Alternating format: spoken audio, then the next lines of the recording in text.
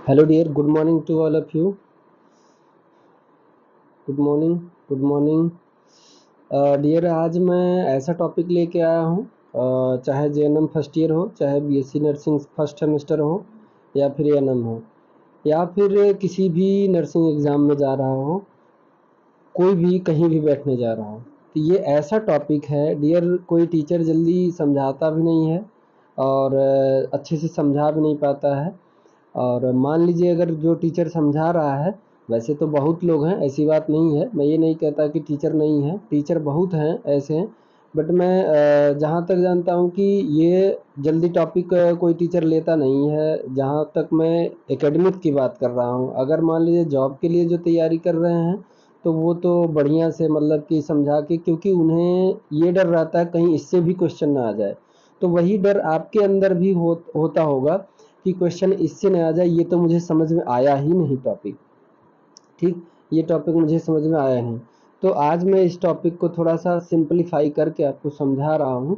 समझ के आप ऐसे ही लिखिएगा, ऐसे ही हिंदी इंग्लिश मिक्स करके लिख दीजिएगा तो भी चलेगा, फर्स्ट ईयर में चलता है। ठीक, तो आज हम जो लेके आए हैं, नर्सिंग एथिक्स। क्या है? Nursing ethics. नर्सिंग एथिक्स देखिए, एक तरह से देखा जाए क्यों लाया गया या फिर क्या इसकी ज़रूरत पड़ गई, क्यों इसकी ज़रूरत पड़ गई, तो देखा गया कि ये भी एक प्रोफेशन है।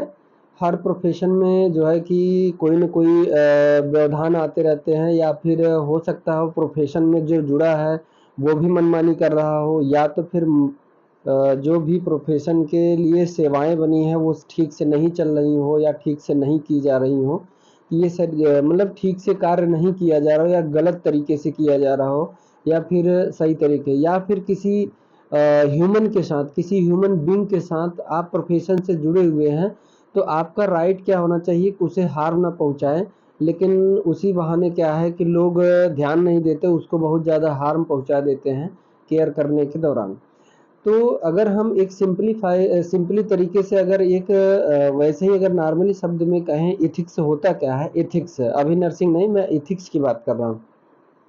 तो एथिक्स जो है, इथिक्स वर्ड, जो इथिक्स वर्ड है, ग्रीक वर्ड इथॉस से लिया गया था। किससे? इथॉस से बना है, जिसका अर्थ है कस्टम या करेक्टर। ठीक, कस्टम या करेक्टर। कस्टम या करेक्टर मतलब कि ऐसी चीजें जो सुधार की जा सकती हैं, ठीक, बदली भी जा सकती हैं। तो अगर उसके ऊपर दबाव हो के, या फिर किसी कानूनन तरीके से, या फिर हायर अथॉरिटी के तरीके से उसके कैरेक्टर में सुधार किया जा सकता है, या कस्टम यानी कि बनाया जा सकता है। तो ये इथॉस का मतलब वहाँ पे ग्रीक वर्ड का मतलब था। तो यहाँ पे कई मीनिंग निकलते हैं इथिक्स के। इथिक्स के कई मीनिंग निकलते हैं। देखिए, जैसे ethics is a method of inquiry the assist inquiry that assist people to understand the morality morality यानी नैतिकता ऑफ ह्यूमन बिहेवियर। इसका मतलब ये क्या कह रहा है कि ये ऐसा एक विधि है जिसके द्वारा कोई पर्सन किसी की नैतिकता को, किसी के स्वभाव को, ठीक है, कि ह्यूमन बिहेवियर को कैसे असिस्ट कर रहा है, उसका भी ये इंक्वायरी करता है। क्या करता है? इथिक्स क्या करता है? इंक्वायरी करता है कि पर्सन उस प्रोफेशन से जुड़ा है, क्या ह्यूमन बिहेवियर या फिर ह्यूमन की मॉरलिटी यानी नैतिकता को समझ पा रहा है कि नहीं, उसकी फीलिंग को समझ पा रहा है कि नहीं। ठीक, तो ये इंक्वायरी मतलब कि इथिक्स इसीलिए भी बनाया गया है कि इथिक्स होने की वजह से मोरल प्रिंसिपल ज़्यादा हावी हो जाता है। मोरल यानी ह्यूमन बिहेवियर का सम्मान बढ़ जाता है। ह्यूमन बिहेवियर यानी कि दूसरों के फीलिंग्स को, दूसरे के दर्द को समझना, ये आसान हो जाता है जब इथिक्स में रहते हैं। ठीक है, उसके बाद इथिक्स का मतलब एक और भी निकलता है कि ethics is practice are belief of a certain group. ये इथिक्स से होता क्या है कि जैसे अभ्यास में लाया जाता है किसी स्पेसिफिक ग्रुप के लिए, जैसे किसी कंपनी में हो गया, किसी हॉस्पिटल में हो गया, या फिर कहीं जैसे कि अलग ग्रुप है, कोई कल्चर रिलीजन है, धर्म है, या फिर किसी कम्युनिटी में हो गया, समुदाय में हो गया। मतलब कि एक सर्टेन निश्चित ग्रुप के लोग वहां पर रहते हैं। देखिए, हर जगह पहली बात तो है, समाज में हर जगह जो कि इथिक्स का होना जरूरी है, क्योंकि इथिक्स कहीं ना कहीं क्या राइट है, क्या सही है और क्या गलत है इसका पहचान कराता है, और कैसे हमें राइट को करना चाहिए, गलत नहीं करना चाहिए, या फिर जो गलत हो रहा है उसको सुधार करना चाहिए, ये सारी चीजें हैं। तो सर्टेन ग्रुप में या कोई प्रैक्टिस में, या एक तरह से ये बिलीफ है कि हमारा इथिक्स है, हम इसके आगे खिलाफ नहीं जा सकते हैं। ठीक, तो अगला कह रहा है कि ethics are expected standard of behaviour of a particular group, यानी कि ये भी डिसाइड करता है, इथिक्स ये भी बताता है कि एक प्रोफेशन, जैसे हम नर्सिंग प्रोफेशन है तो हमारा मरीज का जैसे कैसे केयर करना चाहिए वो स्टैंडर्ड होना चाहिए, वो स्टैंडर्ड होना चाहिए, हमारे बिहेवियर में ऐसा हो, डिसिप्लिन हो, प्यार से बोले, मरीज को अच्छे से लेटाए, आराम से लेटाए, मरीज के दर्द का सम्मान करें, उसकी फीलिंग का सम्मान करें, उसको मतलब प्यार से बातें करें, जो भी है उसको। तो ये क्या करता है, इथिक्स आर एक्सपेक्टेड स्टैंडर्ड, ये सब नर्सिंग के स्टैंडर्ड होते हैं, केयर करने के स्टैंडर्ड होते हैं। ठीक, तो उसके बिहेवियर को क्या करता है, पर्टिकुलर ग्रुप यानी कि नर्सेस के लिए स्टैंडर्ड। अब यही चीज अगर कोई फैक्ट्री में है, आप चले जाइए किसी भी फैक्ट्री में, तो वहां पे एक स्टैंडर्ड होता है कि इस तरीके से लोग यहाँ पे आते हैं, ऐसे करते हैं, ये मैनेज किया जाता है, ये सारी चीजें। ठीक है, तो ये सिंपली हम इथिक्स की बात कर लिए। अब उसके बाद आइए हम इथिक्स के नर्सिंग में क्या रोल है इथिक्स का। तो यहाँ पे देखिए, ethical issues involving nursing practice. ठीक, जैसे कि क्या था कि पहले ऐसा था कि कोई बहुत गलत कर देता था मरीज के साथ, मरीज को अजीब ढंग से पेश आता था, या फिर मरीज खुद नर्सों के साथ, अटेंडेंट जो है कि इशू कर देते थे कि आपने सही से किया नहीं, फिर भी वो सही किया था, फिर भी मतलब कि, तो ये पहले बहुत दिक्कत होता था। तो इसलिए नर्सिंग में भी एथिक्स लाना जरूरी है। ठीक, पहले क्या था कि नर्सिंग एज अ, जैसे कि पहुंच देते थे, केयर कर देते थे, कोई कुछ भी बोल देता था, कुछ भी को उससे कोई मैंने, और कभी कभी ये होता है कि लफड़े बहुत ज्यादा हो जाते थे, इशू बहुत ज्यादा, प्रॉब्लम क्रिएट हो जाते थे। तो इसको बाद में ये सोचा गया कि क्यों ना नर्सिंग में भी इथिक्स लाया जाए। ठीक, तो ethical issue involve in nursing practice. ठीक, नर्सिंग प्रैक्टिस में भी इथिकल इशू का होना जरूरी है। ठीक, ethics are ethics are designed to protect the right of human being। चाहे देखिए यहाँ पे राइट ऑफ ह्यूमन बीइंग कह रहा था, यानी आप भी आ गए और मरीज भी आ गया।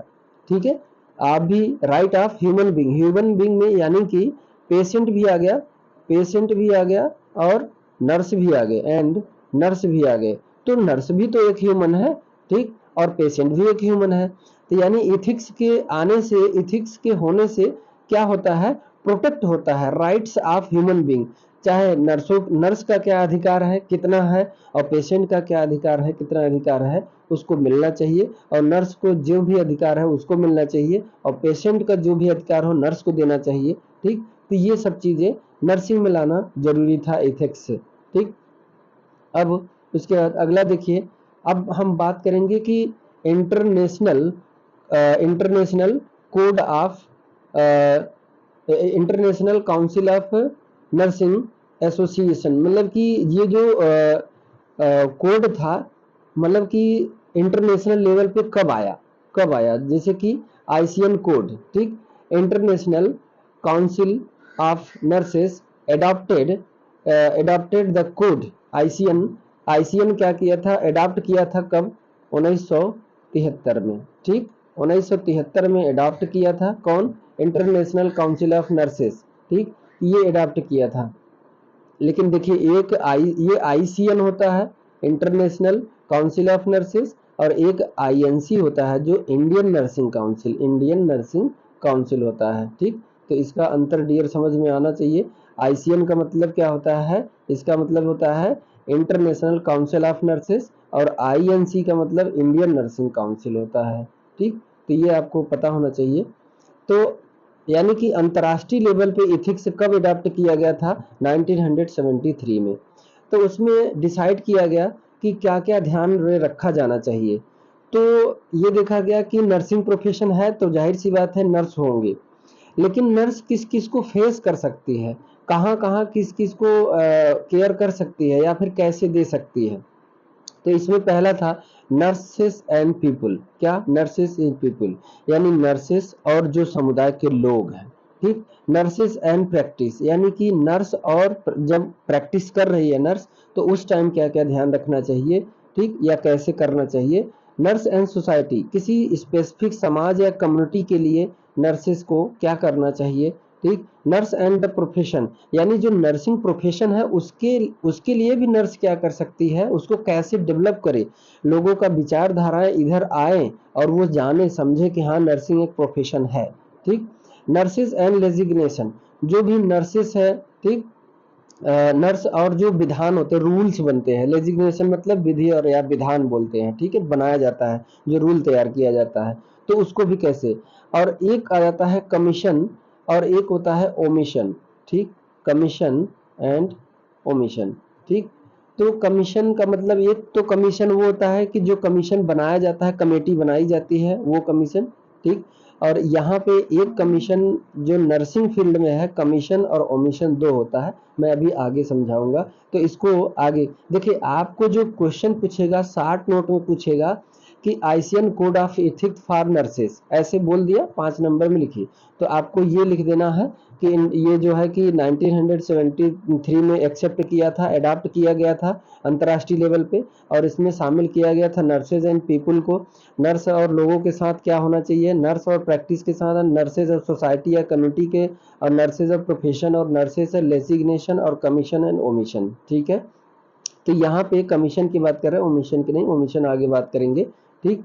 तो आगे देखिए, अब हम पहला बात करते हैं nurses and people. Nurses and people का मतलब देखिए, मैं हिंदी और इंग्लिश में मिक्स करके बताया हूँ ताकि आपको आसानी हो। आप फर्स्ट ईयर में है या first semester BSc nursing first semester में है, तो आराम से ऐसे लिख सकते हैं, कोई दिक्कत नहीं होगा, फुल मार्क मिलेगा, कोई दिक्कत नहीं, ठीक। तो देखिए, इसमें है नर्स की प्राइमरी रिस्पॉन्सिबिलिटी पेशेंट की आवश्यकताओं को पूरा करना होता है। तो ये जो कोड ऑफ इथिक्स है, code of ethics international council of nurses में आया, तो उन्होंने कहा कि नर्स और लोगों के बीच में क्या होना चाहिए, तो नर्स को ये करना चाहिए कि जो नर्स की प्राइमरी रिस्पॉन्सिबिलिटी मतलब प्राथमिकता ये होनी चाहिए कि पेशेंट की आवश्यकताओं को पूरा करना होता है। चाहे उसको भूख लगी तो उसको टाइम पे दवा देना है, तो उसको लेटाना है, उसको सोने आराम नहीं हो रहा है उसको आराम दे, दवा देना, ये सारी चीजें, इसकी आवश्यकताओं को पूरा करना।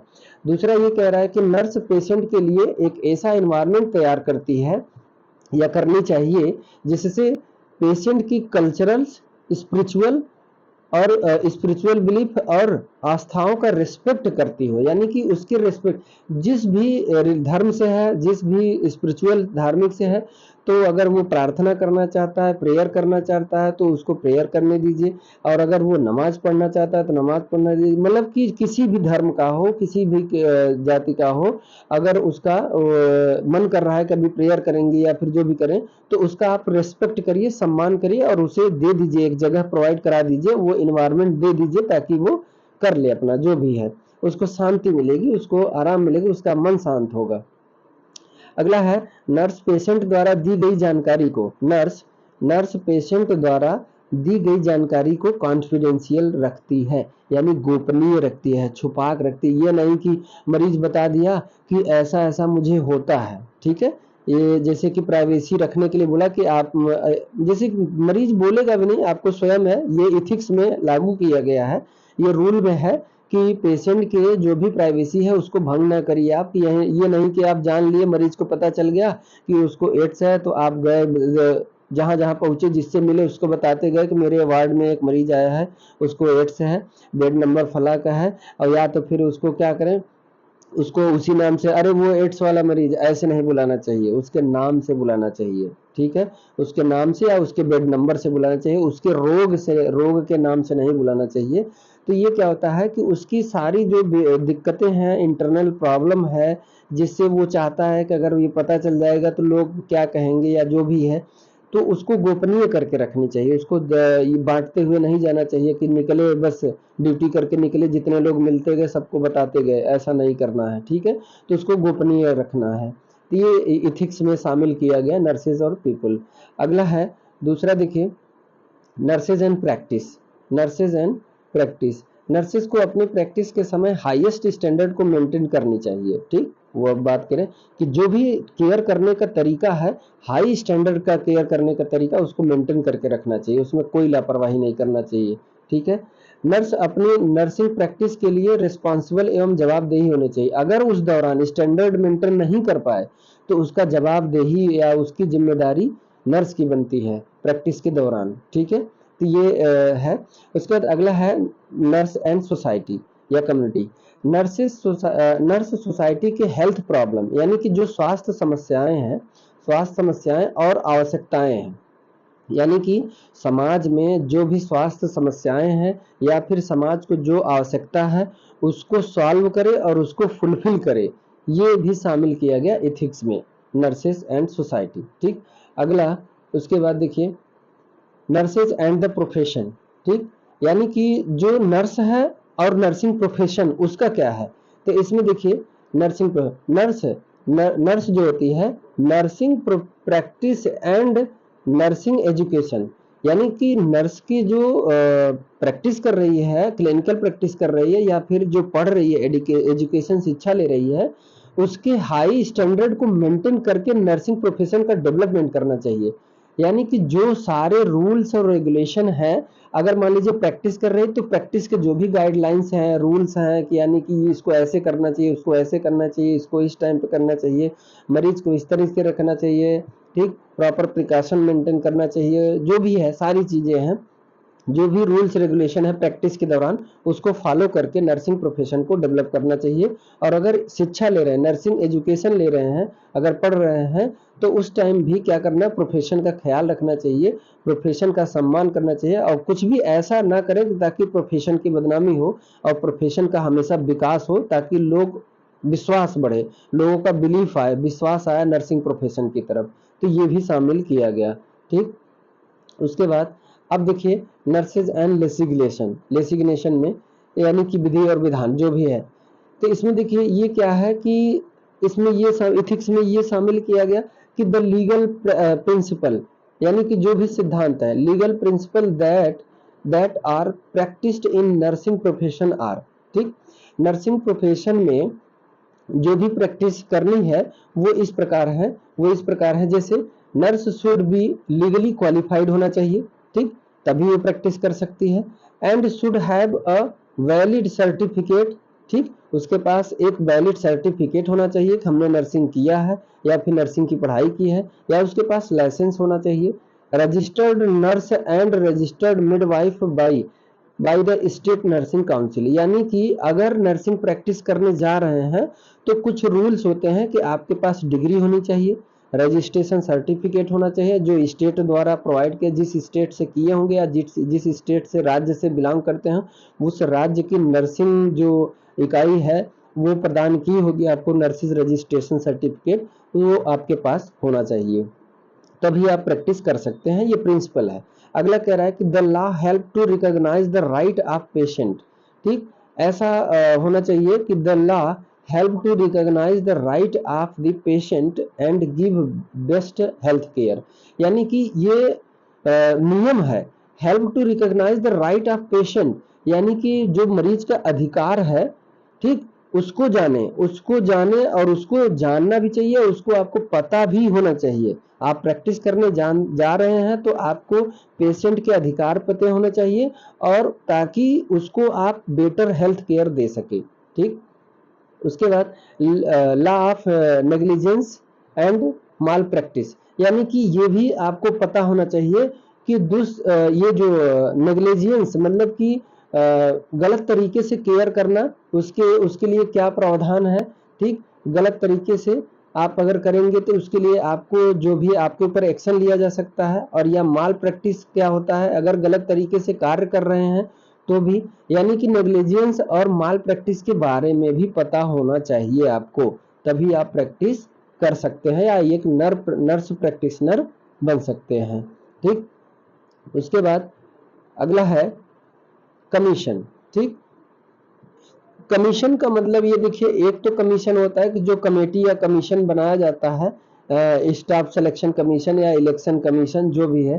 ठीक, लेकिन यहाँ पे कमीशन का मतलब ये है इन एप्रोप्रिएट एक्शन, ऐसा कार्य जो नहीं करना चाहिए था।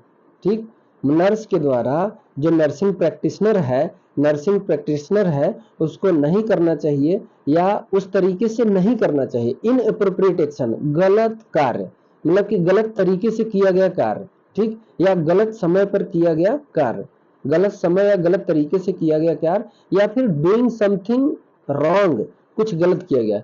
तो इसमें क्या है, कह रहा है कि नर्स द्वारा कोई गलत मेडिसिन दी जाती है, भले ही वह जानबूझकर ना दी गई हो। ठीक, यानी आप जानबूझ के नहीं दिया लेकिन आपने गलत किया। ठीक, कुछ गलत किया, वो भले आपसे अनजाने में हो गया लेकिन गलत किया। जैसे ध्यान नहीं दिया आपने, डॉक्टर ने बोला था कि इसको आईवी देना है। ठीक, क्या, जैसे देखिए जैसे जैसे डॉक्टर ने बोला इसको आईवी देना है, ठीक, देने को आपने आईएम दे दिया। ठीक, गलती से ध्यान नहीं दिया, दवा देने को कहा गया था, दवा दे दी, लेकिन वही पॉइंट पे वहीं लिखा था आईवी, ठीक, लेकिन आपने आईएम दे दिया उसको। ठीक, तो ये क्या आ जाएगा, कमीशन। ओमिशन का मतलब क्या है, लैक ऑफ एप्रोप्रिएट एक्शन। वहां नॉलेज था और कमीशन में नॉलेज था, यहाँ पे नॉलेज था, पता था, फिर भी आप गलती से, अनजाने में गलती से कर दिया आपने। लेकिन यहाँ पे लैक ऑफ एप्रोप्रिएट एक्शन, मतलब सही तरीका क्या है वो आपको पता ही नहीं है, तो ये ओमिशन में आएगा। किस में आएगा, ओमिशन में। या फिर failing to do right thing. ठीक, क्या, failing to do right thing, यानी कि सही तरीका क्या था, वो कार्य करने में आप फेल हो गए। ठीक, आपको पता ही नहीं था। जैसे जैसे देखिए नर्स दवा के ऊपर लिखा लेबल ना पढ़ पाई हो। ठीक, पढ़ ही नहीं पाए उसने, या आपने सीखा ही नहीं है। ठीक, लैक ऑफ एप्रोप्रिएट एक्शन, आपको पता ही नहीं है कि लेबल पे क्या लिखा होना चाहिए, किस तरीके से डोज लिखा होता है, 500 mg है, 200 mg है। ठीक, इसको आईएम देना है कि आईवी, लेबल पे सारी चीजें लिखे रहे तो वो पढ़ना आना चाहिए। अब नर्स दवा के ऊपर लिखा लेबल ना पढ़ पाई हो, वो भी माल प्रैक्टिस में ही आएगा, माना जाता है। प्रोसेस को ओमिशन कहा जाता है, इसे ओमिशन कहते हैं। ठीक, ये कमीशन और ओमिशन।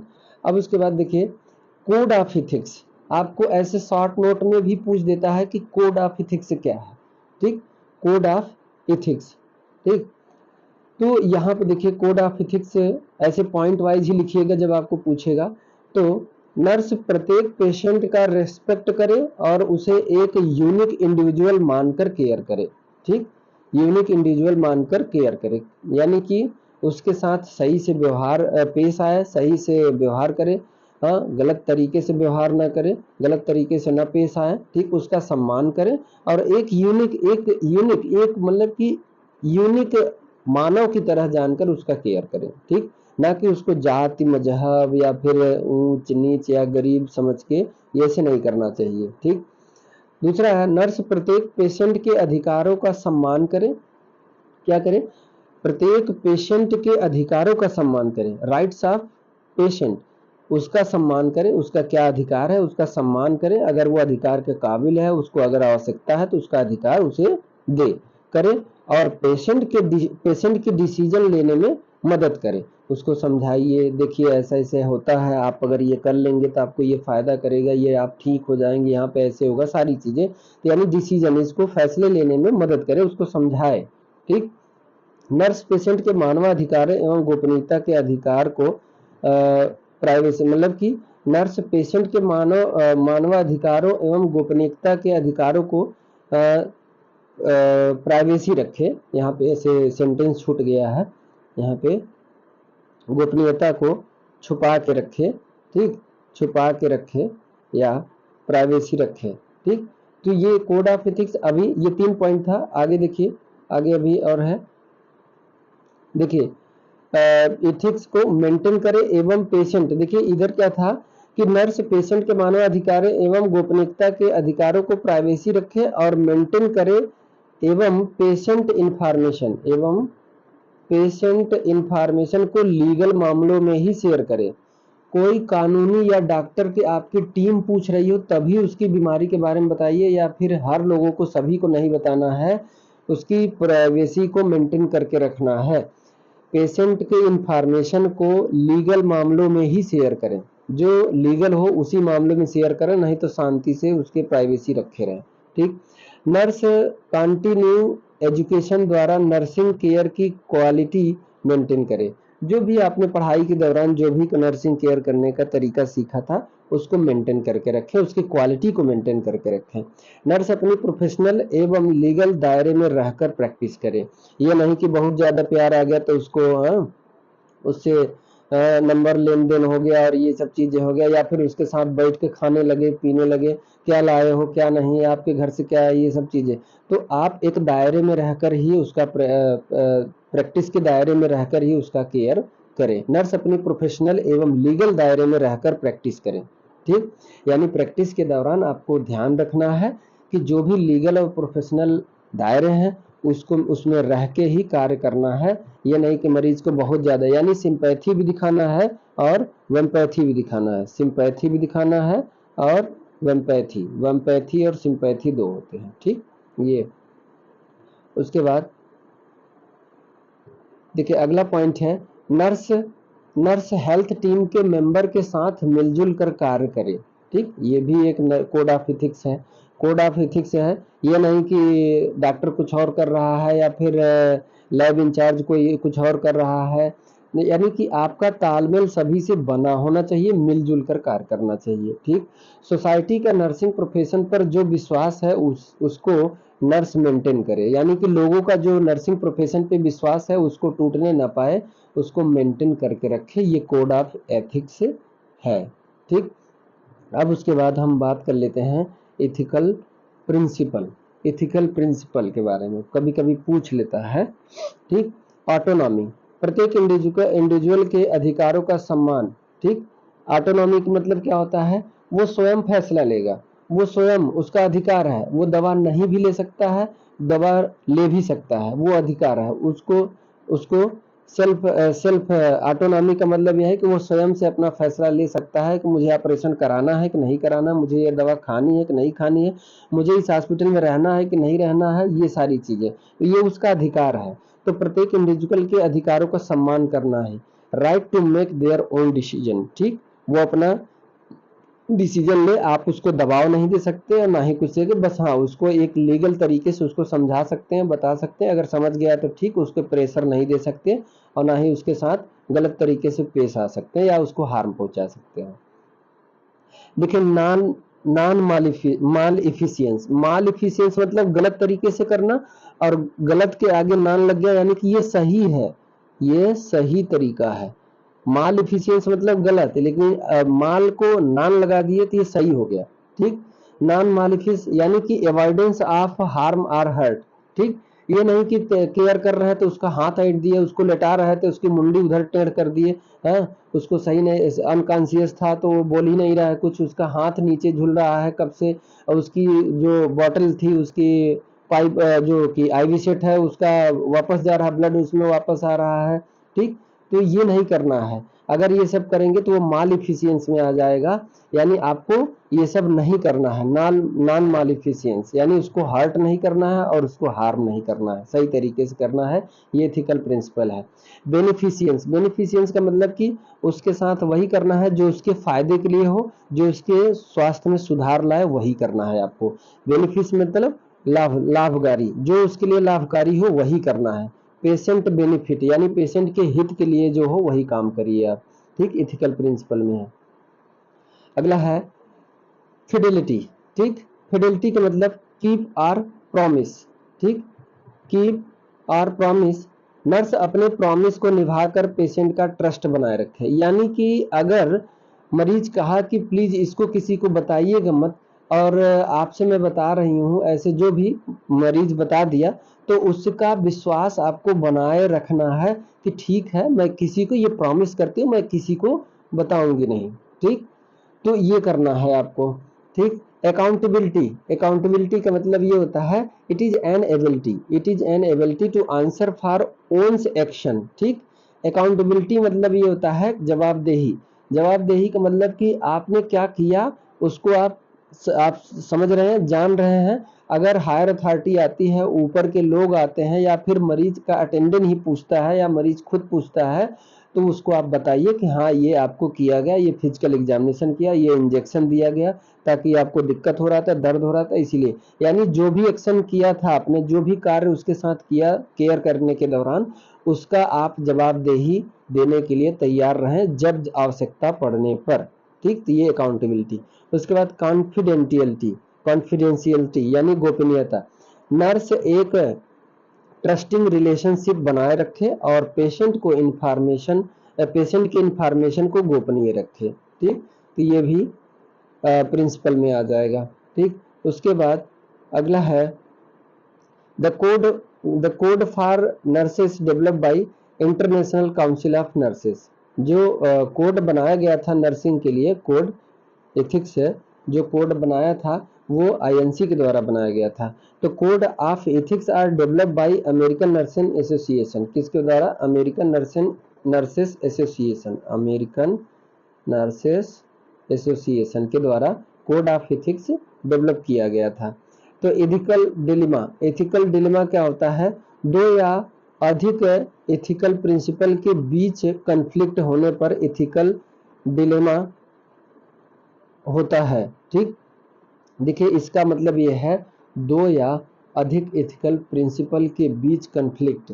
जैसे कन्फ्लिक्ट मतलब ये होता है, ये तो करना भी चाहिए, उसमें तो लिखा था, या फिर ऐसा होता है, ये करना भी चाहिए, ये नहीं भी करना चाहिए, तो ये कन्फ्लिक्ट है दोनों लीगल तरीका है।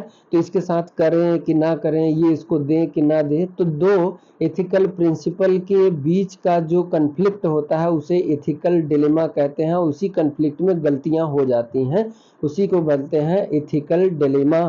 ठीक, ethical committee and committee policies and एवं प्रोसीजर डेवलप करती है, जिससे ethical dilemma prevent and resolve किया जा सकता है।